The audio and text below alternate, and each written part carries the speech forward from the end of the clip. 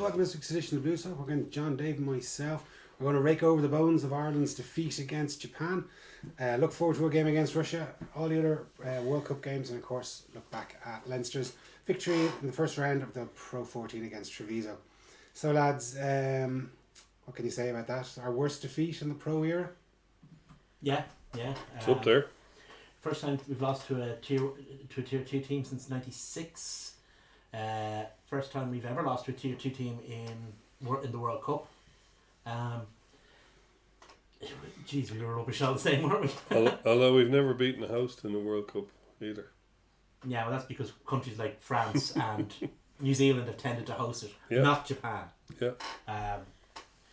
But you know, bad and all as it is, and here's the thing: like, what makes this World Cup a success or failure hasn't changed. Still have to win a We quarter still have to final. win a quarter final either way. But now we could be in the harder one. But now we could be in the harder one. But the defining point of the World Cup wasn't that match. The defining point of the World Cup is still the quarter final. Now, if we lose the True. quarter final, then it becomes a whole. Then it becomes an additional thing. But the actual turning point of the World Cup hasn't actually changed. Plenty of other teams have lost and done reasonably well in World Cups. Mm-hmm. No, obviously no winner has ever lost a game, but there's been plenty of examples of runners-up obviously making it to the final. England 07. were beaten by France. No, sorry, South Africa. Yeah. And then ended up meeting them in the final. Yeah. There was obviously South Africa were beaten by Japan they got to the semi-final that year, and I think in France in 2011 when they got to the final they lost the opening two matches. Games, yeah. They were beaten by Tonga and New Zealand, and they still managed to get to the final. Had a players' mutiny, and So coached themselves. Standard France World Cup. Yeah, but still, and a similar actually thing happened with England, didn't it? Like when Brian Ashton was coach there in 2007, they kind of usurped him, and the players took over. Lawrence Delalio. You're saying we should usurp Joe Schmidt? No, no. But the performance itself was very, very poor. Sure was. You know, in terms of preparation, in terms of the tactics, in terms of selection, everything was wrong. But the thing is, you know, it's hard to know how much you can analyse it and how much you can just go, right, that was a clusterfuck from start to finish. Let's just box it away and move on. Well, because I mean, there is value to both points of view. here last week I was constructing a team and saying what's the worst team we could possibly construct from the 31 players, and saying that's still a pretty good team. That's a team that could possibly beat Japan. How wrong I was, because Joe Schmidt went a lot heavier than my worst case scenario team. But he did crucially go easy on the players that, if that was a World Cup final, Sexton would have been playing. You know, I know he had a quad injury, but if that was a World Cup final, there was probably another couple of guys. Now I know he was intending on leaving out Peter O'Mahony as well until Conan got the jab. So, you know, I think there were probably one or two calls in there. I think he went fairly strong. He went on a fairly strong Oh, he did, yeah. team. It was a strong team. But, you know, we've had the conversation during the week as to if Sexton was playing, would we have lost that game? And there's probably a case to be made that we wouldn't have. But the thing is, Sexton mightn't be available for the rest of the tournament if they risked him. They risked him, yeah. We don't know. I mean, look, I know. none of us know how heavily injured he is, or if he's even injured, or do you know what I mean? But if the coach is saying he's got a quad strain, yeah, you got to take him at his word. You probably don't believe him, but I think the mistake that was made, and it's easy to say it in retrospect and in hindsight, because everything's easy in hindsight, is that he didn't have somebody else who could play like Sexton. Jack Carty plays the game a different way. Joey Carberry plays the game a different way.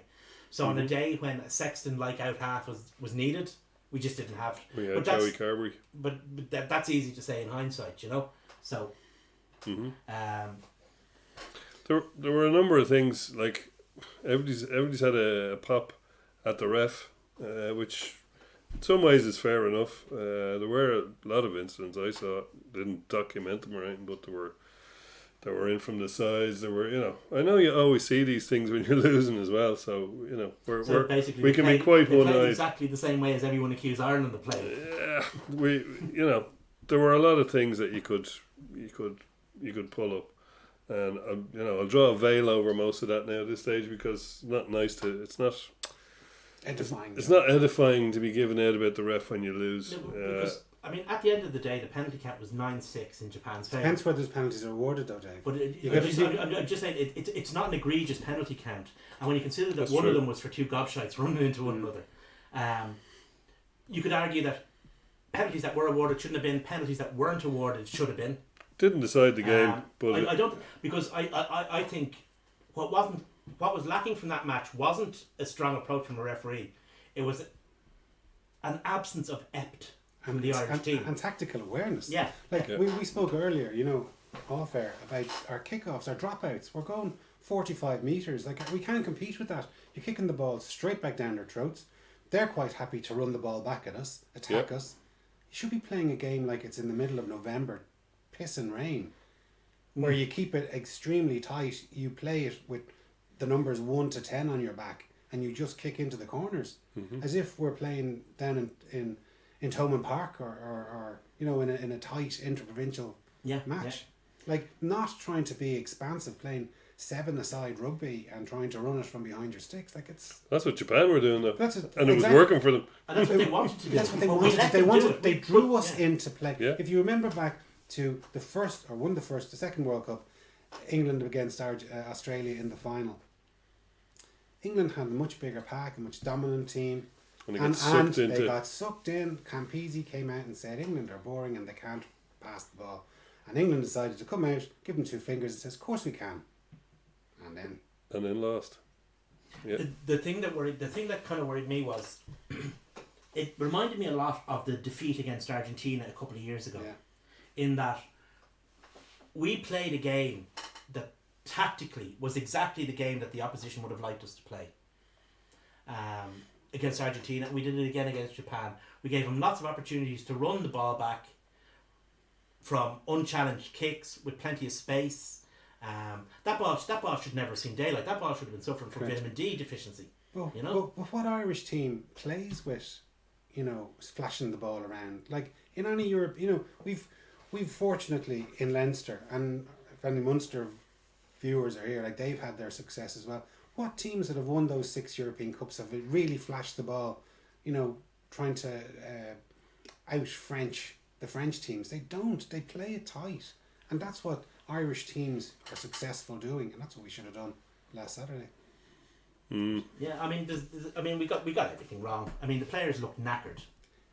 They didn't look to have the right tactics, and in retrospect, it's easy to say, but in retrospect, the selection was wrong. Do you think that we didn't use our bench early enough? Like, it seemed to be, as if we were playing again in the RDS or Thomond or Ravenhill, that the props come off on 30 minutes to go, and that some players come off with 20 minutes to go. Like, surely those guys should have been rotated on a little bit earlier, because I saw one picture of Keane Healy when he was sitting on the bench. He was subbed off at 46 minutes. He poured a bottle of water out. Now, I can understand it's obviously very hot.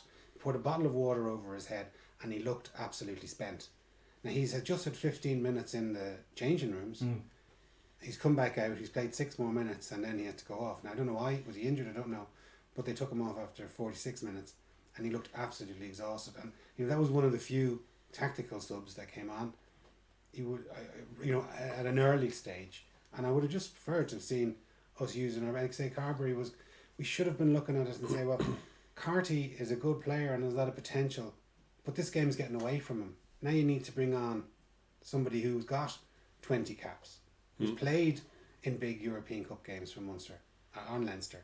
Now it's his turn to come on and to dictate. And even, there was some level of criticism towards him for kicking the ball out at the end, but at least he showed the tactical nous with the ball in the red.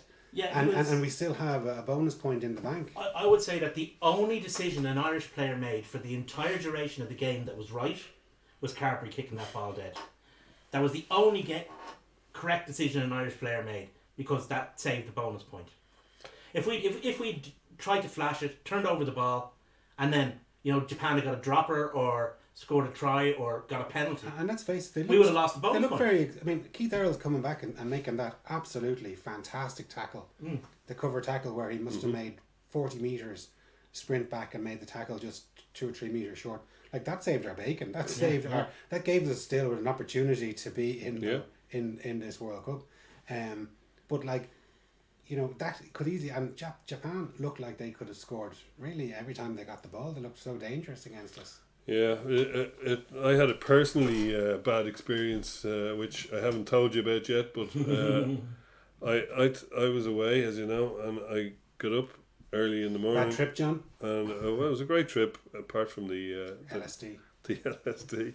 Great trip apart from the rugby. But I got up early, watched the first 30 minutes live, and had to go away. Went away thinking 12-3, this is in the bag. Actually Japan were unlucky not to score a try early on, as you were saying. And they also missed a kick, I think, in that time. Yeah, they did, yeah. So I was thinking, well, Japan have had their chances and blown them, and we've got a couple of jammy tries. The one with Carney was a little bit jammy. And here we are, 12-3 up. This is going to be grand. So I switched off all my social media, managed to last 13 hours without hearing. In fact, Leinster were finished playing by the time I got back, without hearing anything about anything. And I got back to watch the nice bottle of wine sitting there. Here we go. I'll watch the rest of this game. At the end of the game, I switched back on, and there was 4 million posts on my WhatsApp, and it wasn't great. And then I downloaded the Leinster game as well and watched that. So it didn't unfold very well for me, shall we say. My expectations were rather higher than 19-12. From 12-3. And I had, like, looking at those scores, 30 minutes, 12-3, and we lost by 5 points. Didn't score one more there seems point to be in the seminal game. moments when Best overthrew the ball on 30 That minutes. was one of them, yeah. Like, it just, when I was watching it, I went, oh no. Yeah. And then Japan, as if they just used that positive energy. Any bit of positive energy. And they just sucked on it, and they went, we have a chance here. And they, There was a you scrum. have to say, like, if you don't come from Ireland, it was the best result for the Absolutely. tournament. Brilliant. Oh yeah, absolutely. Yeah, a plucky underdog beating If one that of was the any other behemoths team is- than Ireland, yeah, we'd yeah. all be jumping up and down. I don't know. Were you in Cardiff when Japan beat South Africa? No. You were you That was there? in I Brighton, wasn't. wasn't No, it? it was in It Brighton. was in Brighton, yeah. but I was at the Ireland game in Cardiff. Yeah, they were playing and Canada, I think. They were, yeah, and it was in the Millennium Stadium, and there was the fan zone, and the fan zone was like Leppin. it was lepping. It was absolutely amazing. So I can imagine what it was like Yeah, over of there. course, yeah. So brilliant for the tournament, but shit for us. Oh, But absolutely. like I say, at the end of the day, But not shit, really. But- but, like- probably the kick in the arse that this team needs. well, Maybe. you'd hope so. Well, you hope so. Okay, you hope so. Yeah. But you could, Because it must be said that this does come on foot of a yeah, calendar year For of sure. very underwhelming performances. absolutely, That absolutely. was that's why I said it to John last week when you said that he could pick a team that the worst team from the squad that would beat Japan, and I was worried about that. I disagreed with you because Ireland have not shown any huge amount of. We played well against Scotland. We played well against Wales, but we haven't shown any significant form all season. Yeah. It's very But true. at the end of the day, like I say, this World Cup will be judged on the quarter final. And at the end of the day, no matter how we do in that quarter final, there won't be any consequences because there's never any consequences for failing at a World Cup. Well, We failed at every World Cup and there's never been any but consequences. the coach is gone.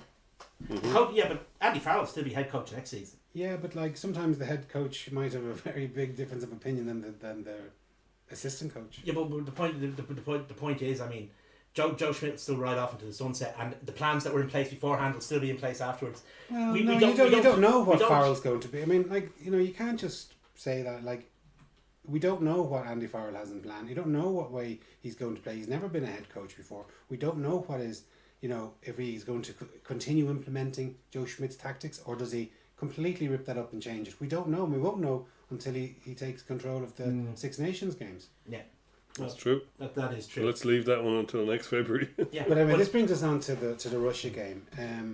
Obviously, there's lots of changes to it. All Munster tight 5. Now, I just had a look.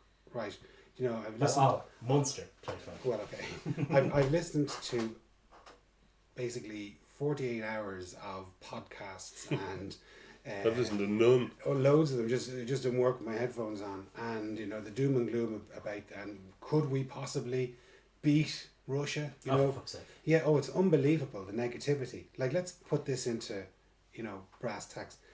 Italy beat them in a warm-up friendly on the 16th of August. They beat them 85-15. Fucking Connacht, never mind. Jersey. Correct. Like, Jesus. Jersey beat them 35-22 and Connacht beat them 42-12 in Russia. So this is, and they've dropped or rested 11 of their team. They are a very weakened Russian team. Now, of course, they could come out of the long grass and bite us in the arse, but you know, It's unlikely. you have to say that this is a 5-pointer. It And better be. they're only We've no redeeming business feature being in is a quarter final is if it's that the not. match has been played inside in a dome. That was last night at the Scotland Samoa game was 30 degrees with 70% humidity, which kind of makes the weather in Qatar for the athletics look positively nice. And the thing is, I mean, the Russians aren't used to that kind of weather either, and especially where rugby is played in Russia, it's not used to that kind of weather. So it'll be even worse for them, I think, than it is for us. And there's no way in God's green earth. I mean, I'd be confident sending out the Connacht Academy to beat Russia. Steady, yeah. If we lost to Russia, you know what I was saying about no consequences. Not only They should bring in relegation. if we I'd are bring in. beaten by Russia. I'd have Farrell and Joe Schmidt locked up in the tower in Dublin Castle for the next 40 years and fed gruel if we lost to Russia. Well- There's literally no reason for it whatsoever. I've no fear of losing to them, but I've a slight fear that we might not get a bonus point. Like, we go out there and have a just total brain freeze like we did against Georgia in 07 and, you know, struggle across the line and score 3 tries or something like that. That's possible. It's unlikely, but it is possible that we do that, especially in the humidity and all that. And I know you say that Russians are even less used to it. We come from a very mild climate. Most of Russia has blisteringly hot summers and ferociously cold. Like, they've got extremes of climate in that country that we just couldn't get our head around. Like, everything in Ireland is between pretty much 5 and 25 degrees Temperate. all year. Temperate. You know, it very rarely goes below 5. Not very rarely, but it doesn't often go below 5, and it doesn't often go above 25. So Russia have, you know, plus 40 to minus 40, and you know, it's Not where they play rugby though. true. So, like, our injuries are starting to mount up now. We've got Henshaw, who hasn't played Yes. a second. He's still not like Week too soon for him. Targeting Samoa. Okay, hopefully. Well, I don't think he'd be there if he wasn't going to make Samoa. Right. Conan obviously had to go home. Somebody stood in his foot with their studs. Yeah. You know, That could they've had happen to bring anyway. out Geordie Murphy now. He's straight into the starting team. Yeah. We've A 50-50 call on him not being in the squad in the first for place sure, anyway. for so. sure, yeah. Yeah. We've had our other, like, we're very light in the centres. Is Ringrose's third start. He played all 4 of the warm up matches as well. Yeah. So he hasn't had a break or a rest, because There we were thinking we were taking too many centres, you know. well, At the beginning we were saying know Addison should have Farrell's gone. out with a head knock, so Yeah. we don't know how. Like, that's at least obviously a week, but could be longer. We don't know. And Well, if Henshaw's back, we have Henshaw, Henshaw, Ringrose and Aki are our 3. I think the plan going into this was to have Henshaw and Aki and Ringrose at 23, able to come on either in the centre or on the wing. I think that was on the cards. So if we get to that situation for Samoa, I'd be happy enough. Give Ringrose a bit of in fact, maybe rest him completely. yeah, And get him in at 23 for the possible quarter final. The But only way bad he's thing playing- was the way he's playing. He was one of the few players that came out with any Credit. credit. Well, Yeah. certainly in the opening half an hour. Yeah. You know, like, I'd say he's actually pretty much played himself into starting 15. well, If they had to pick it first in the quarter final, should we get that? sure. Well, we look if we can get those 2 5-pointers, we're certain to to make a quarter final. It's which one. The problem with like we always figured we'd be going to play South Africa in the quarter, which would then lead us on to play most likely Wales in a semi-final. Whereas we go the other way, we've got the All Blacks and then England, like the two top favourites for the So, like I'd be happy if we get past the quarter final. I mean, anything after that would be a bonus, but anything less than that is Well, I have a ticket for the quarter Shit. final. yeah. But which quarter final? Or the one that we would play if we win the group. So I will be Scotland's loudest fan. Well, the thing about it is, Jason, I was speaking to my man over there on the ground, and he said that you won't have any problem swapping them. Good man. So, if you Yeah, do, well, if you do have to, The optimistic Japanese fan would have bought tickets for the other quarter final, so I don't think you'll have any problem. exactly. Yeah, but yeah, I mean, we're going into this game against Russia. I mean, Russia have, I'd say, more out of as a nod of niceness or not a nod of familiarity to us, picked Artemiev at fullback, but nobody else is very few of the rest of them will be starters. They're concentrating on the games against Japan and against. Is that Seven Somehow- playing the guy who's playing Seven? I don't know. Actually, he was a fine a great player. Yeah. So it's going to be. There's no way we should. I mean, and the thing is, this. If you think about summer tours that we go on when say the Lions are on, this is that kind of selection, and that's the kind of selection that usually wins by a considerable distance. So hopefully that pattern be retained. I don't see there been any climatic advantages to the Russians. We just got to get back on the horse. Big time. And I think we've picked a man at 10 that'll Yeah. help us Yeah. there. Johnny's obviously come He'll in. be kicking the corners. If he Well, has like to. he's got he's got 80 odd Irish caps. He's he's been there, done that, World Player of the Year. all the rest, and he's going to be the 106th Irish captain. Oh, very good. Wow. His first time to captain, which I was surprised when I heard the team or heard that stat. I know he's been made captain on the pitch, would actually be the man who Well, leads them out. I suppose when you think about it, the times he'd play for Ireland would normally be the times The that first Rory team. Best to be. The first Yeah. team, yeah. So there'd be other guys would be captain. So yeah, it's a nice honour for him. I think he'll only really enjoy it if we win with 5 points.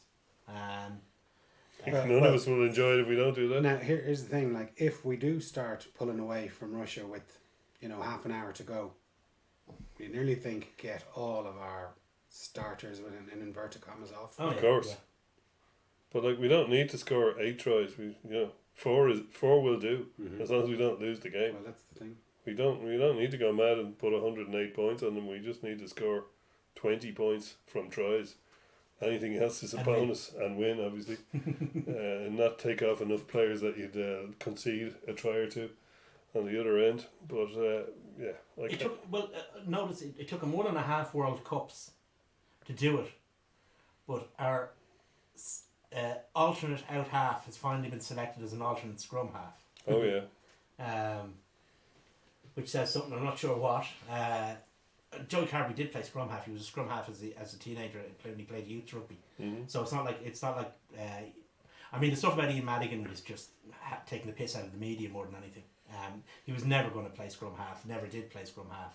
Still hasn't played scrum half to the best of my knowledge. But the Joey Carberry thing is a more serious thing because he has actually played scrum half. Whether he'll get any time at that position, I'd be very surprised. Very surprised. I'd say, like you say, if you're on 50 minutes, you've got your bonus point, you're pulling away. Carby will probably come on maybe for Last half hour, maybe. maybe for Carney, Carty for Sexton, and then whatever other changes they can make safely. It could be You might want to give him a few minutes at scrum half just in case. you might, But there's no need because But- you have Murray and you have McGrath. McGrath's only this is McGrath's only start today, so Or no, unless Murray isn't in the 23, so Yeah. so this match is a gimme. Come on, like Yeah. if we lose well, this that's why game, I'm saying we should be. We should might as well go home now if we lose this match. So this match we'll is be an going home now. We will be, but this match is a gimme. So, like, this is just to fulfill a fixture and to rest Conor Murray, and then play Joey Carberry on the bench, and just fingers crossed that Luke McGrath lasts the 80 minutes. Yeah, I totally agree. I mean, the thing is, you bring on Carberry at fullback for the last half hour, and he opens up the pitch for you, because that's what he does. He's a brilliant attacking fullback. Yeah, it's you see, it's very. I mean, I don't like the whole been disrespectful to the opposition, but we're not actually being disrespectful to the opposition. If you look at Russia's, it's not like last week with Japan. If you look at this Russia's results, it's very, very hard to say anything otherwise. Well, Japan's results, they got smashed by South Africa coming into the tournament. But I was always worried about Japan because I know how much money they've spent on this team. You know what I mean? And I know what this team was targeting. The thing is that Russia don't have that. They just don't have the players. They also had the Talman Park factor. Yeah, they had the crowd behind exactly, them. Yeah, but you see, it's obviously like. But so just to finish it, I mean, we're talking about a team that lost to Jersey Reds. You know, that's where you're at. Yeah, but like just going back to the Russian, the Japanese, and from the World Rugby's point of view, World Rugby is, they've obviously given the World Cup to Japan. They want to grow the sport in Japan. This is a great way of doing it. It's probably the only team that's outside of the Tier 1 that can be sufficient enough to support its own league. Like, it's got a tradition of playing rugby that dates back a long, long time. Yeah.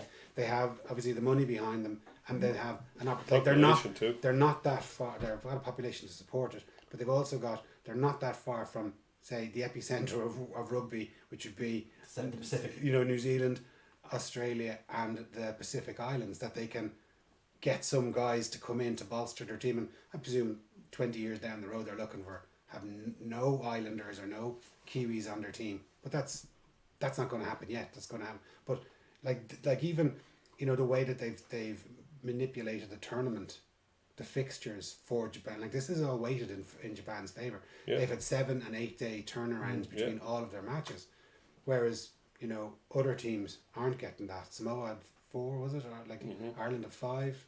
I'd agree with you with everything you said except for one thing. I don't think the tournament went to Japan to grow rugby in Japan.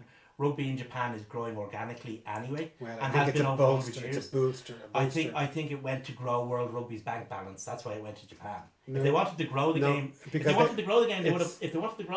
would have brought the game to Uruguay or the United States or some country where the game is actually where there's no professional league. But no one will go and watch it. Well, but it's not about growing the game then. It is. It's about, like, it's bringing it out of its traditional heartland. Like, you've got stadiums that are having 50, 60, 70,000 people watching them. Like, you have to be, like the last World Cup or 2 World Cups ago was one where they did, probably from their point of view, they did the right thing. They brought it to New Zealand. They gave them their own tournament, but they actually lost money. The stadiums were too small. The country was too small. It didn't have enough accommodation. The weather wasn't particularly good. 8 years later, they're bringing it to a country that's trying to develop the sport. But really, like, now they're going back. The reason why they went to France in the next one is because France will bolster their revenue streams again. Yeah. Much more so than what Japan is. Well, I'm not sure. I mean, Japan they've been playing rugby in Japan for over 100 years. They've got at a very amateur level, Dave. Very amateur. One of probably the richest professional league in world rugby. Yeah. But where they get like average crowds. They get big crowds. Not all the time. They get big crowds. They get crowds. They get Pro 14 at least size crowds in the top game. Like I was listening to top league. Do you remember Harrison Brewer? Yeah. He's playing out there at the moment. He's the only Irishman playing in the league, and he was being interviewed on News Talk this morning. Interesting enough, but he was saying that half the team are amateur, half the team are professional. So he said, like, some of the clubs that he plays for, half them work in like a factory, or it's not a factory, but it's a company club. So yeah, they're all half of them, but they all go to work. Yeah. They all go to work, like where he's a day off, and if they have no training on Wednesday, they can go and explore. But the lads go back into work. So it's not this, professional league that you would expect it to be, like the Pro 14 or the. But there's huge money in it. There is, yeah, but it's only for a very few. It's like the soccer league in America, where David Beckham was on 10 million, but there was fellas earning 10 grand that were playing on his team, and I presume it's a similar, but not the same salary as David Beckham in Japan. Maybe World Rugby should look at the governance of rugby in Japan instead of giving them World Cups.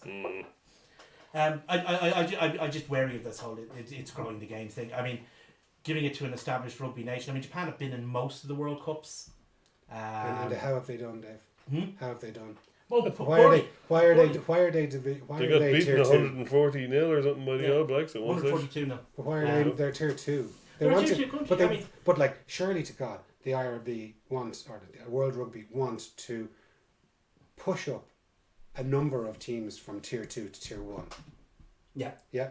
Now there's only a certain number, a limited number that can do that, because it's unfeasible to have, like, there was, I watched Uruguay, and they're talking about, you know, fellas that are, you know, working in to take time off from school and whatever to play for Uruguay. Like, you can't just implant a pro league in a team in a country like Uruguay. You just can't do it. It's not going to work. Uruguay's quite a small country. As But it you're happens. not. But you're not going to be able to do it there. Small population. Small too. population. There's only 2 million people in Uruguay. You know, Um, like two and a half million. like Yeah, rugby I'm not was, sure, but Yeah. like I'm Not sure very I'm big, sure yeah. there's countries that, like Romania, that when we were growing up in the 80s, you know, because of the regime that was in power at the time, they were supported by the state. Like I remember Steaua Bucharest was the army team. the army team, And and, there was the police team. as well. and then like obviously the country imploded, and that was pretty much it for their national team. Yeah, but you could say the same about, say, for example, you could compare Japan to, say, Georgia. And nobody's given a World Cup to Georgia. yeah, but Georgia have no money and Exactly. no population. Exactly. There's 127 million people in Japan. There's 4 Yeah. million in Georgia. Yeah. I still, I Like, still, they've all like I got- heard They've all got the dollar. I heard Graham Roundtree being interviewed, and he's one of the coaches of the Georgian team. He was saying when he took over there, I think it was 3 seasons ago, there was less than 10 pitches that they could play rugby on in Georgia.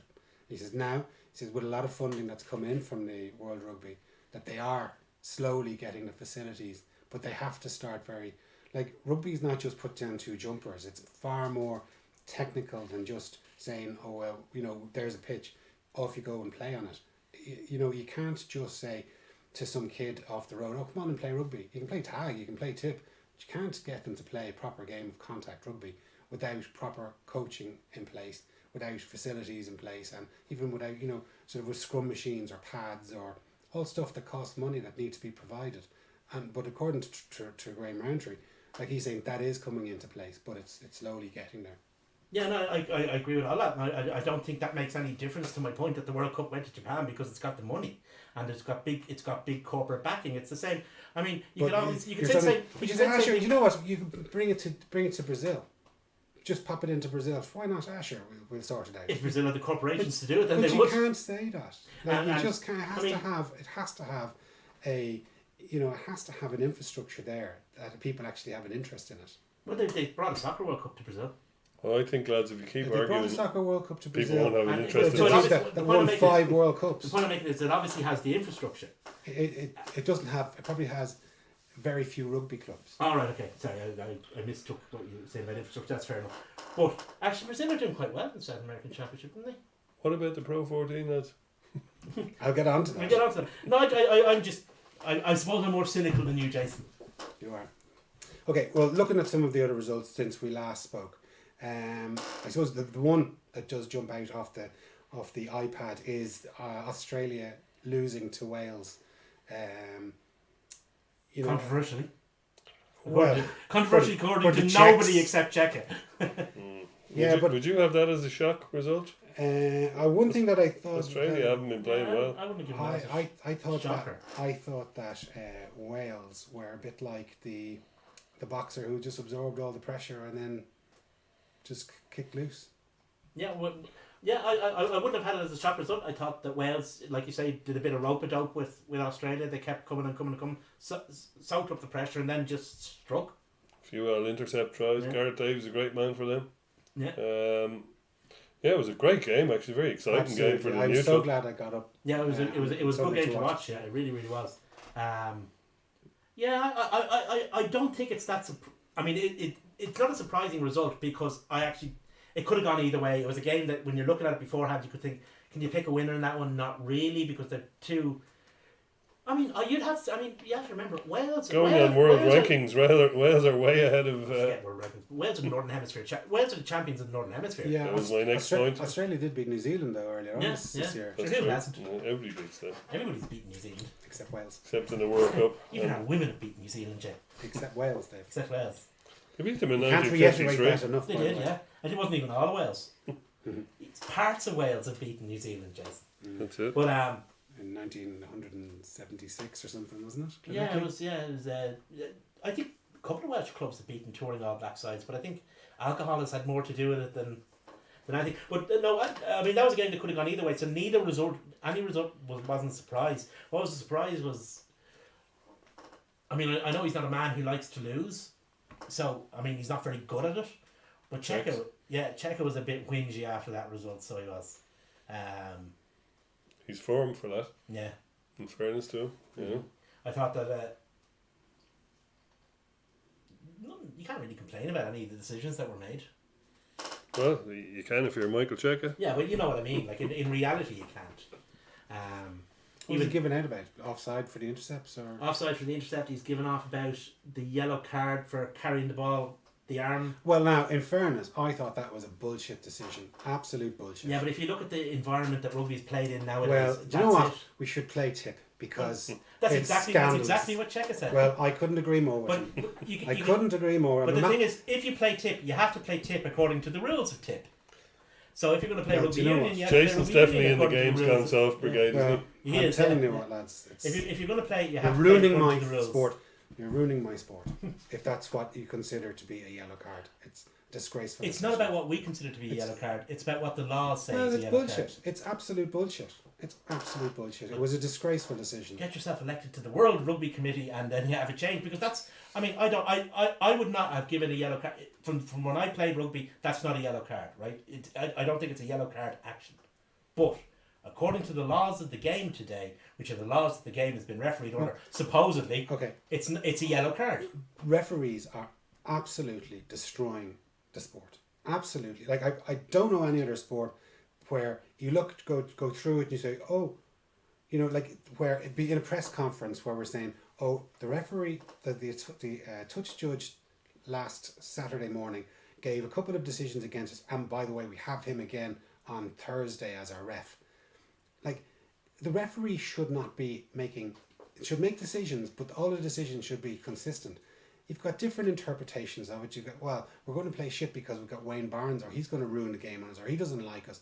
Like, it's absolutely ruining the game that these people have become so influential. Like, there's only 8 or 10 of them in the World Cup, and yet they're more powerful than the coaches. The thing to remember is the refs don't make any of the laws. They implement them, and It's- how they implement them, Dave. It is how they implement them. But Okay. the laws are made. The laws are made. Okay, then, Essentially, sorry, just to It's say- someone like Alan Rowland coming in and continually tweaking the Yeah. rules, and becoming that the game is almost as more important than the 15 or the 30 blokes that are playing the game. The one guy in the middle with the whistle seems to be more important, and it's absolute disgrace. So the committees that make the laws are usually in the main made up of former players, former coaches, and some referees. All referees. They're the ones. The referees don't make the laws; they interpret the laws and they implement the laws. But if we have a problem, which I think we do with a lot of the laws, you got to blame the right people for it. Yeah. And I don't think, for example, I mean, it didn't work from last week, so I don't know why on earth Joe Schmidt was going on complaining about another official. I couldn't agree more with you, Dave. I couldn't agree more with you. But the point, I'm sure he's very frustrated. Oh, he is. I'm Right? sure he is. But I agree with you. Like, he should probably keep his mouth shut and not be slagging off referees. You make yourself a hostage to But, fortune. but the only thing is, maybe if there was more criticism from referees, instead of the polite boys club that a lot of rugby coaches behave, oh, well, I didn't see the incident, or, you know, very few of them will come out, unlike, say, just say in football, right? Football's been a professional game for 150 years, where after almost every single game, you know, if one team is beaten 2-0, well, that wasn't a penalty, or that was whatever it is, just making an excuse, right? Rugby coaches are far more, well, no, the best team won, or we didn't perform. Very, very rarely will they come out and have a proper go at a referee. Maybe you could be right. Maybe it isn't to do with the referees. Maybe it's to do with the laws that are there. But maybe somebody should who is involved with coaches, or all of the coaches from the tier 1 and tier 2 teams should agree that they need the laws to be changed to bring rugby back to what it used to be a sport of contact, not some, tip or you run into somebody and you get a yellow card that actually is probably going to cost Cheika his job, that loss. Well, so the like you're only dealing thing with I'd say, people's Jason, careers. is that back, in the days when the game was amateur, they weren't, 30 stone fellas running at you at 100 miles an hour. That's one thing I'll say. And two, the climate wasn't as litigious. Well, There weren't fellas wanting to sue you for the NFL is facing concussion. currently over $1 billion worth of lawsuits exactly. related to traumatic brain That's injury. why the game's those people gone run soft. into each other with their heads. This That's- man ran in with the ball at his chest, and he ran into another guy who was standing up looking at him. If the guy, the tackler, wanted to make the tackle, surely he should have been below waist level trying to crouch to make the tackle. Absolutely, I agree with you. The tackler was in the wrong position, right? From a technical rugby point of view, he was in absolutely the wrong position. I don't think that, but that isn't taken into account for in the laws. Now, if they Well, introduce if the law's if they crazy, introduce change Black it. Card plus patent pending, but the thing is, intent is gone. But if the Intent law's has crazy, gone out of the change laws. it. It's a Yeah, crazy law. Absolutely, I agree with you. They should change it. Okay. But you have to go through the process to do it. And I don't think blaming the referees, because like you said, the law is crazy, right? But the refs are the ones who have to enforce crazy laws. But maybe they should be. They can't rebel. I'm going to say, Nigel occasionally ignores some of the laws Yeah. to get the All game referees flowing. ignore lots of the laws in I'm sure they every do. game. Oh yeah, absolutely. Except You gotta I pick don't the think ones- he would have made that decision to sin bin. Maybe it's a penalty. Maybe it's a stern ticking off. But a yellow card is fundamental. Is going to make a fundamental difference to a tight game, as that one did. I think Nigel would have probably called that a rugby incident Yeah. and ignored it. For sure. But then Nigel would, and various different people, you'll have Warren Gatland complaining to World Rugby that he ignored what is But I don't- clearly an incident But I on the don't rugby think tackle framework. I don't think Gatland would, because I think Gatland is a former player himself, and he would have said any one of my players could have been in the exact same situation as the ball carrier, and it's a rugby incident, as opposed to somebody running in, which is a legitimate, legitimate rugby move, and the guy didn't even dip or crouch to try and make the tackle, and he runs into him, and and not only is it a penalty, it's a yellow card. It's scandalous, Dave. Well, And I tell you, if that happened in one of our games, if that happened in a again, we wouldn't be sitting here as- the point I'm making is as a former shit player, if that was given against me, I'd be raging, and you'd be raging, and I don't think it should be a penalisable offence. But as things stand, it is. Right. So you can't blame a referee for refereeing according to the laws as they stand. And we have a very clear. I mean, there's this whole rugby tackle framework thing. I don't know if you've seen it. I mean, it's very, very clear. And at the beginning of the tournament, the referee got into quite a bit of trouble in the Australia-Fiji game for ignoring one or two incidents that were on the framework. So the referees are damned if they do, and they're damned if they don't. Didn't hear Cheika complain about that. No, you didn't hear Jack Strangely enough. complain about that.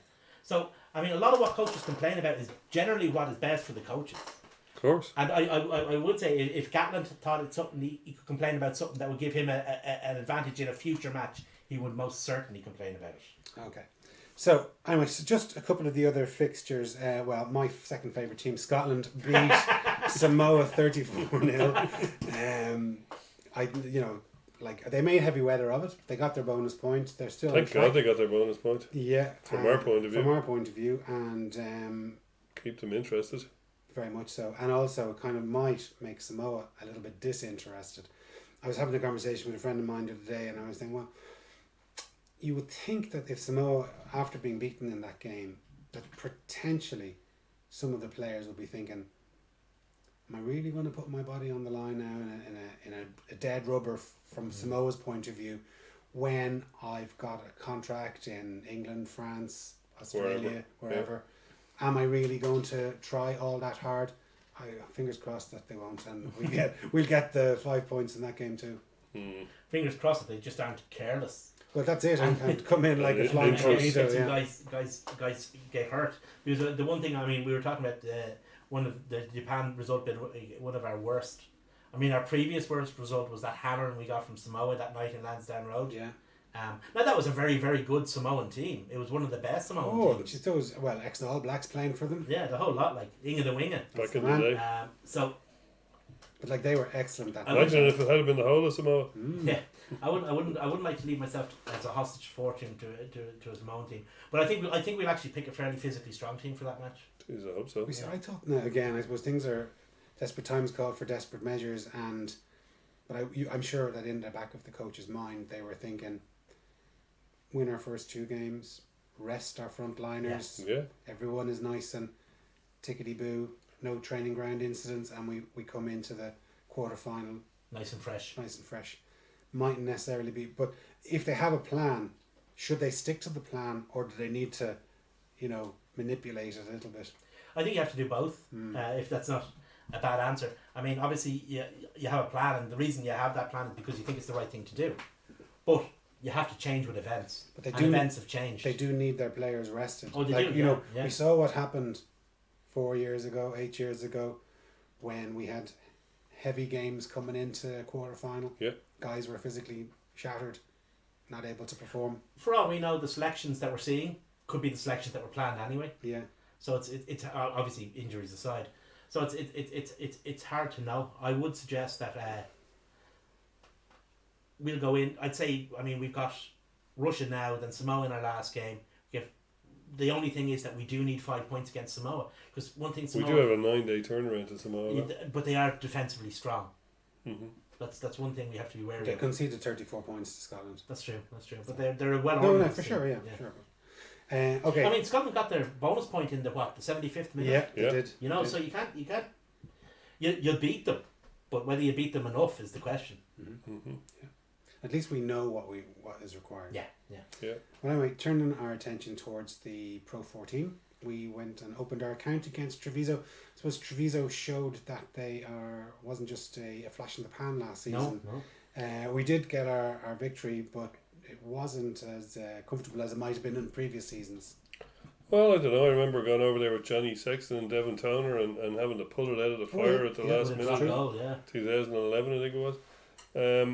What it does show about Treviso, though, is that they've got pretty good depth, considering 15 of them were away. 15 of them were away, or maybe it was 16. But anyway, it's more than us, and we are famous for our depth, and we have a excellent depth in the team. Like guys like Fardy wasn't even there, and we still had James Lowe, and we still have. Is he back this week? I think so. He's injured, isn't he? Yeah, he's just coming back from a shoulder reconstruction. Yeah, an operation over the summer. Himself and Penny's back, so I think he might be back around the same time. So I think that bodes well for Treviso in the I hope so, yeah. scheme of things. They're in the opposite conference. I can't get my head around the conferences yet, but I think they're in the other conference now with the Scarlets, and we've got Glasgow and but we get to play Treviso 3 times this season. We do, yeah. But like we kind of, and we won't labour the point, but there's another country that I keep calling it the IRB, World Rugby, need to try and push on is Italy. There's a potential there. Like they've got, obviously they're in the Six Nations. It took them a long time to get into the Six Nations. But they what have they done after 20 years of the Six Nations? Money. They brought a lot of money. Yeah, okay. But they're also they've got 2 teams now playing and competing against the Welsh, the Irish and the Scots, and some South African teams, which if you had said that 20 years ago, you probably would have sniggered and laughed. No, 20 years ago they were beating us, but then Samoa was beating us. Because just as they got into the Six Nations, the good Japan team weren't though. Just as they got into the Six Nations, the good team that got them into the Six Nations retired pretty much en masse. I mean, Italy is a very rich country. It's the people who play rugby in Italy are very rich. But like if you it's a very rich union. If you have a team like Treviso that's doing reasonably well, if they got into semi-finals of Pro 14s or they were competitive in Europe, imagine if they got out of their group, nothing Let's like hope not. well, sure enough this season, but like let's think about when it's not that long ago. It's 15 years ago that we used to play in front of 3,500 in Donnybrook. Oh yeah, yeah. Yeah. And we can't be snooty about it and go, oh, aren't we great? We've won 4 European Cups. Like, we started from quite a small acorn. You had to win that first European Cup. That was the thing. You had to get to the point. But you had to grow it, organically, and you had to, get the fan base in at a very early stage. I mean, as I said, like there was 3,000 people going to some of the matches in Donnybrook. Now we can go and play in the Aviva Stadium in front of 40,000 people 3 or 4 times in a year. I mean, and the thing, like the game John quoted earlier, the reason we can remember that game where we had to go over with a fully loaded team and Sklarf and a win was because it was the outlier. Up until relatively recently, we would expect the Leinster team that went out on Saturday to beat the full Treviso team. Now that's not the case. Treviso have have got very good depth. I mean, they had Keighley and McKinley as their and 2 Irish out halves. but they have the depth, so they were able to 2 Leinster out halves. they were able to produce a very, very good performance, a very competitive performance, and we had to really work our arses off to get that win. And ironically, one of a guy I have a lot of time for, who had one of his worst ever games, ended up with a hat trick. Yeah, Mr. Carney Jr., who could be, like, let's say centres keep dropping, you could end up with Dave Carney out there. It's Yeah. Rory Scannell and Dave Carney are the next two. Addison. Addison's injured. He's back next season. Out for one game. I think he's back. Is he back? Yeah. I heard his hamstring issue, which they're never so handy. They're never simple. No. But I know there's I mean, it's a tribute to the work that's been done in Treviso, or Benetton Rugby as they are officially now. That they are able to be competitive, and we had to work our arse off to get a win. With a mixture team. I mean, there was elements of inexperience, but there was experienced players there as well. For sure. I mean, we had Gibson Park, who didn't play great, although he does have that whippy pass, which he uses to great effect. We had Mr. Whippy. Mr. Whippy. We had Ross Byrne, and then we had young guys. We had Ronan Kelleher, Ross Byrne's little brother Harry. Ross Byrne's little brother, and Jimmy O'Brien, a fullback, who I thought played relatively well. Adam Byrne, who looks to be in good condition. Yeah. So it's hard to know what to make of the game because it was 2 second string-ish outfits. Yeah. Well, I hated rugby at that point of the day. Did you? I did, yeah. I was watching the Gritted Teeth, not really caring. Yeah. Wanting alcohol. Well, we take a look at the tries anyway. Far away.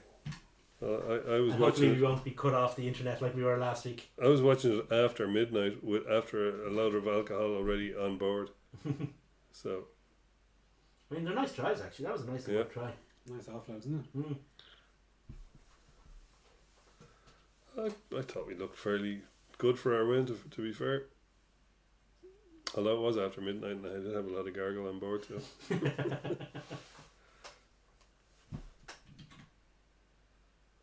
We're still live.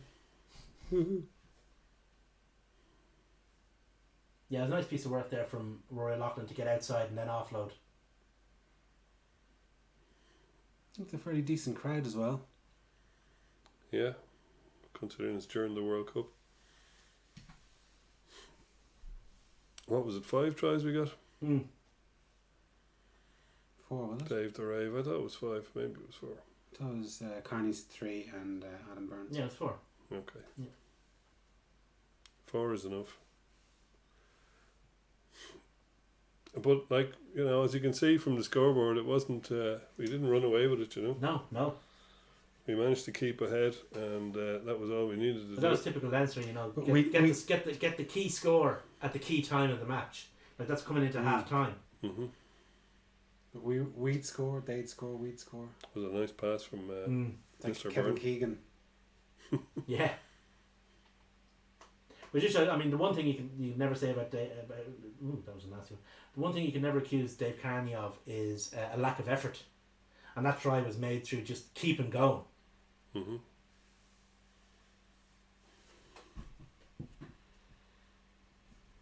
And he has to work for this one. Rips it out of the Italian's hand. I'm surprised he doesn't have a headache after that. Mm. No. I thought the game gone soft, Jason. Never would have happened in my day. In my day, I would have hit him over the head with it. We had strong necks back then. We could take a good high tackle. The bushwhackers would have been pleased with that one. in fairness. Yeah. Jeez, that's a bit of a blast in the past. Ronan Keller is looking good, isn't he? Very impressed with him.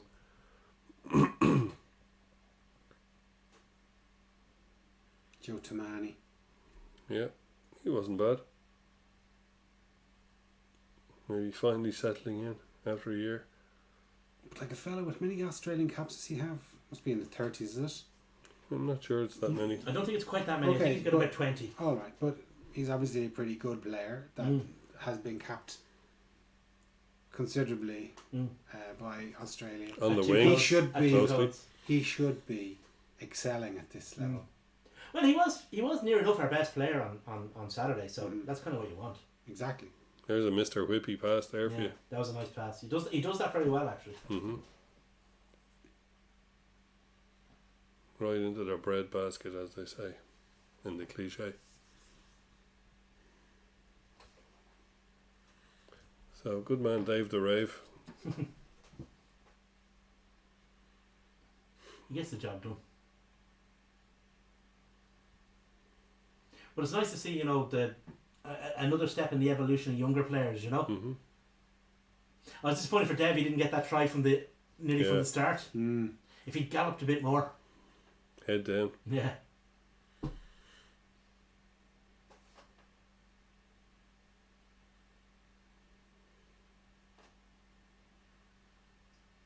Suck in a few more defenders. Up. There we go. He kind of stutter stepped him nicely there, so he did. Poor defending there. Yeah, your man bought it. But, He did. I mean, he still has to do it. In fairness to Carney, he only had a yard to work in, Yeah, and he still got around him. But with 2 the, yards to spare. the fullback should have nailed him. Like Munched him. So, if you look, like we're only 27 all there. Yeah. So, we really needed to. It's a good, exciting game in that way. Yeah, I would have preferred it to be a lot, especially after Saturday morning. Yeah. I would have preferred it to be considerably less exciting. We got the win. We got the win, that's all that counted. And the other thing is, as you alluded to earlier, Dave, we have to play them 3 times this season, and 2 of them away. Yeah. So there's Yeah. one of the away ones out of the way, with 5 points in the bag. That's a nice Yeah, thing and to get. I think Treviso are going to find out. We've said it before and we'll say it again. There's a big difference between Pro 14 Leinster and Heineken Cup Leinster. Yeah, they haven't found that out in quite a while. Quite some time. When there wasn't such a big difference. Mm. just quickly go through some of the other results. No. Win for Ulster against the Ospreys, 38-14. Yeah, Yeah. I didn't see that game. It was on the same time as something else. something else I was watching. Yeah. It was on Friday night, wasn't wasn't it? Wasn't it, Yeah, I was seeing Jay? Yeah, it was boring. Was it? Yeah, Ospreys weren't up to much at all, which doesn't bode well for a Friday night, but they weren't up to very, very much. I believe Munster. Ulster weren't exactly the world's greatest shakes either, it has to be said. Mm. But they were more than good enough for the Ospreys. Well, Ulster are only missing 2 players. Yeah. Because let's face it, Rory Best isn't an Ulster player anymore. well, Geordie was subbed Third off, one now, yeah. and Third one Addison was, and there was a few more. They have a few injuries. Cortez was out. Coetzee, sorry. now. So, yeah. Your man Bellatine, wasn't he out as well? Who? What's his name? Bellatine? I can't remember. I can't pronounce his name. Balakoon. Balakoon. That's the man. He was Ah. out as well. There's quite. I think they were missing quite a few actually. Yeah, they actually did. I mean, they had Rob Little and Craig Gilroy on the wings, which wouldn't be their first choice wingers by any means. No, but I was only meaning to the World Cup. Yeah, they've got Yeah, no, injuries on true, top of yeah, that. True, no, for they've sure. they have quite a few injuries. Munster. I watched some of this match against the Dragons. Why? I didn't see any of it, but I heard that they were tearing it up. I will say this: that Heard winger they that had, Shane, was Larkham- it Shane Daly, the winger? He was feckin' brilliant. That Munster winger. I heard Larkham has had an immediate effect, according to somebody I know who was watching the game. said that he's Well- they're not doing the one out runners and stupid shit that they I always mean, do. it's hard to know because Dragons were so very poor. Well, But your man who's playing on the wing, was it Shane Daly, Shane Egan, something like that? I can't remember. Because I meant to look him up afterwards, Fred actually, Logs. and I completely forgot. But he looked like a cracking player, like a real serious player. Not dissimilar in style, although maybe not quite as big as Stockdale. Mhm. Looks like the real thing. So I mean, it also Munster will have stiffer tests. So we'll see how they do. next that. 2 weeks, Ulster and Munster are then South Africa. But it Dragons were. I mean, Dean Ryan is in there, and Yeah. as usual with Dean, he talks a very good game. Mm. Playing it's quite different. But well, he's an uphill struggle now. In Yeah. France. He doesn't. I mean, he does. I mean, he does have a. I mean, doesn't it's have the tough. cattle. Scarlets beat Connacht. Didn't see 18 it. It was on the 10. same time as us, Yeah. so I'm afraid I didn't see it. One game that did raise a few eyebrows was Cheetah stuffed Glasgow. Yeah. Now, okay, I know some Cheetahs have not too many absentees because of the World Cup, but Zero. Zero, and Glasgow obviously make up the good for you. bulk for. But still, like that's a pretty And they've good. just won the Curry Cup. Yeah. Won the Curry Cup, yeah. They won it. They won it in fine style as well. They were very But good it's in this. good again. Good for the league if these Yeah. if And they they've can got hold St. on Ruin. to. If they can They hold have, on. yeah, they have St. Ruin of Ulster. Yeah. Cheetahs have no players at the World Cup. A little bit controversially, it must be said, because Oxenche was expected to go, but he didn't. So obviously they were unhappy in the Free State about that. But you know that's I mean South Africa props. Yeah. You know, you turn over a stone and about 20 world class props run out from under in South Africa. So they're not short of them. But I mean, the Cheetahs were very good in the Curry Cup. I don't know if you saw any of the Curry Cup this year. They were very, very good in it. Obviously, Pienaar gives them great direction. And that's a nice warm up for Yeah. the Pro 14. Let's Yeah, face it, they're hitting the ground running. They came in hot because the Curry Cup final was 2 weeks ago. Mhm. So they came into that But like at least Glasgow game hot. do you remember last season it was on at the same time and they were running Yeah. Yeah. dual Disaster. squads. Two squads, and, yeah. Like at least they've kind of manipulated. Maybe it's the World Cup. I don't know. Mm. Obviously, the league is later this year. But John, your favourite team from 2 years ago, I think, Still were, can't live that were one down. beaten by the Kings, or sorry, beat the Kings down in South Africa. Not So- again, not that easily. No, Mm. it was Struggled. 27-31. They had to work for it. They had to Yeah. work for it. Which again is, I mean, because Cardiff are actually a decent side. I mean, they won the whatchamacallit, they won the Challenge Cup. Challenge Cup 2 years ago, and they're the problem with Cardiff has never been ability. It's always been, it's always been above the neck, Off-field issues. above the neck and off the pitch. It's always been the issue with Cardiff. So for them, so going down there and beating and Kings putting up a good fight is a good sign as well because it's a good Cardiff team. Mm. So looking forward to next week. You mentioned it earlier. We play the Ospreys. Back to the RDS. It's obviously going First to be time in ages. First time in I think it was like 6 months. So, It's a while anyway. Like It's a long, long time. maybe not 6 months. It was 5 months. Our last game there would have been the semi-final against Semi-final. Munster. Munster, yeah, Yeah. which would have been sometime early May. Yeah, it's a long time. Good lord. Yeah, well, I'm looking forward to getting Obviously, back in there. These Were you games, not at the horse show, Jay? I have my I doctors. thought you were part of the horsey set. I am. I like my Pims in the afternoon. Yeah, so like obviously back in Ladies' the Day. back in the day that Ospreys used to put up a significant challenge. Obviously, these two teams are going to be quite different. Shorn of Shorn of players. stars. So I suppose it's kind of hard to do a preview of these games with when you're still kind of trying to figure out Who's who? who's who. Yeah, Well, you're saying Ulster weren't up to much and they smacked them, so Yeah. hopefully we can too. I think they're missing a couple from last week as well. I think they picked up a couple of injuries. So yeah, But if you're We're saying hoping. if Vardy's back, if Fardy's if back, our James boy Lowe James is Lowe is back. back, yeah. I don't know now about James Lowe. Fardy should be back. James Lowe, I'm hopeful that he's back. I'd say a lot of those guys are going to just wait to start them at home. If a guy's just back from shoulder reconstruction, why send them off to? and if they have the O'Driscoll prima donna clause in their contracts, I mean, you we could, don't do Italy or we don't do you Wales. could easily see We'll them do put out away a team Pro where 14. the only non-internationals are James Lowe and Gibson Park. Mm. So that's the strength and depth that's there. And also, it'll be the first game that we're allowed to play all three.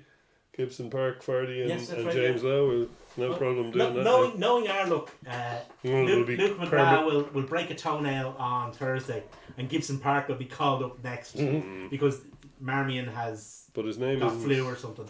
his name isn't John Cooney, so he won't be called Well, up. that's true. His name isn't John Cooney, so he might have a chance of being called up. One thing we didn't tip on, and I saw somebody made a comment about it, was your old pal, Dave, Which one of them? Mr. Dennis Leamy. Oh, yeah, He's yeah. joined the Leinster coaching team. Of course. Oh, I saw that. Yeah. Must have been an interesting interview if Contepomi was sitting Well, behind the I desk. saw this went because I've been so focused on the World Cup. This kind of what's he? A couple of weeks ago now. Oh, he's a league player. Sub He's a Academy. development officer, isn't he? Sub academy. Yeah, I suppose. I mean, But like he was involved with the Tipperary hurling team. yeah, He was yeah. I mean, working he's with worked with them. some successful teams and Munster. Mm. No, I mean, I don't- Interesting. He's Side. worked. It's an He interesting- worked with Munster when they were a successful Yeah, team. it's an interesting sign. And the thing about the Sub Academy is it's all about guys. Do you think he's coming out on it to do a recce? To see Munster's future stars, is that The what you thing about mean? the Sub Academy is there's an element to a degree of beasting the players in the Sub Academy. Hugely. And Leamy was a physical, hard. You know, maybe he that kind of personality who can both demonstrate that and put an arm around the guy. I don't know, because I know nothing about him as a coach. So you know, I'm basically bullshitting here. I'm bullshitting most of the time, but at least I'm admitting it. I saw he'd been hired, but I wasn't sure what because I was like World Cup. But wasn't he the man when asked did he want to be penalised an extra 10 years? Yeah, he went, was. Yeah, went, yeah, yeah, I do actually. yeah. I think he was just frustrated. I always remember the He look was of doing- disbelief he got from the But referee. in that game, he seemed, I don't know what he was doing, but he was bunny hopping the ball. That was against Claremont Auvergne in the European Cup when Thomond Park was about to be started, redeveloped, and the pitch Was was it that long ago? yeah, the pitch was in a gicker. It was the day that Owen McDermott uttered his famous comment when Reggie Corrigan gave the man of the match to the Claremont Centre, and Owen shouts out and got reported on because a couple of Sky guys were in the bar. That's it, Reggie, give him nothing. But that was that day. He was bunny hopping the ball. Now the pitch was in a bit of a state, but yeah, it's Well, the reason I say that is because you need a lot going on upstairs to be a coach, and if you're going to answer a question like that from a referee, it says either the red mist has descended on you, or there's not a lot going on upstairs. maybe he misjudged the tenor of the referee Maybe he did. interaction. Maybe he did. I mean, he would have got away with that. He would have got away with that with some refs. Some refs would have just looked at him and laughed, but some would have gone, right, fuck you. The ones that implement every single stupid law. The laws of the game, Jason. The laws of the game. Anyway, boys, as ever, thanks a million. Thanks very much for watching. And if you are following us on Twitter or Facebook or Instagram or any of those, give us a like. And We're on Instagram. I don't know what we are. Holy No, we're not on shit. Oh, we're Instagram. not, sorry. No. But anyway, all the other social medias. Instagram for show, Facebook for Doje. Okay, there we go. So anyway, if you are following us, give us a like. Thank you.